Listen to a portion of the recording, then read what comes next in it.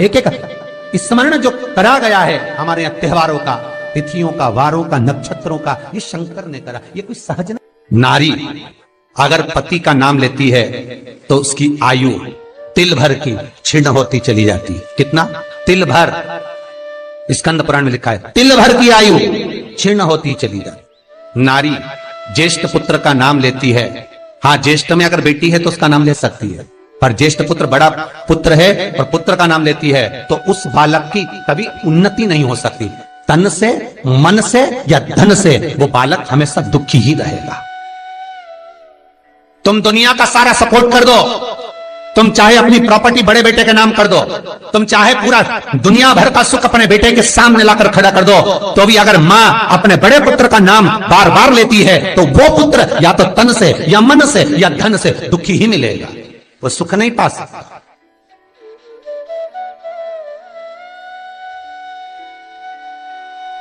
और जिन जिन के घर में बड़ा पुत्र हो और बड़े पुत्र का नाम आप माताएं लेती हो तो उसकी दशा जरूर देख लेना एक बार। हो कथा गलत नहीं कह सकती, स्कंद पुराण कभी गलत नहीं जा सकती।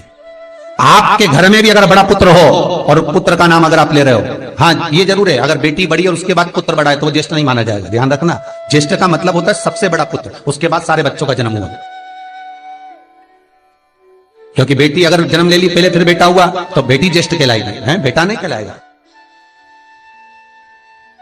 अगर पहला ज्येष्ठ पुत्र है तो मां सारी प्रॉपर्टी दे दे, सारा वैभव दे दे, मां सारा दौलत दे दे, मां उसके ऊपर सर्वस्व निछावर कर दे, पर अगर बेटे का नाम माता बार बार लेती है तो उस बेटे की उन्नति, तरक्की नहीं हो सकती, उसको जीवन में सुख नहीं मिल सकता, कुछ ना कुछ चीज से वो दुखी रहेगा।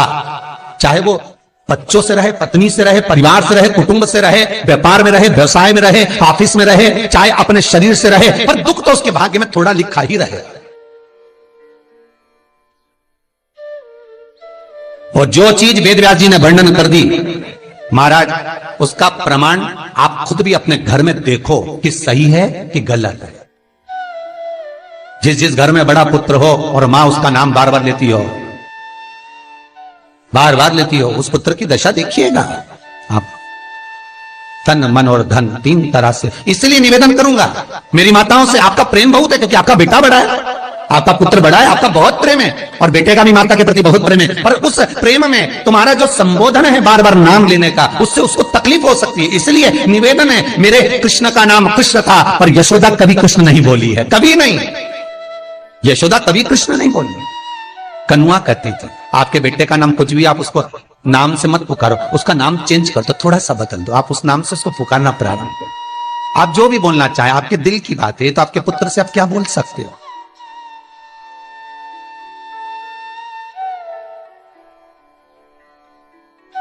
मेरी कौशल्या मैया राम को केवल राम ही कहती थी।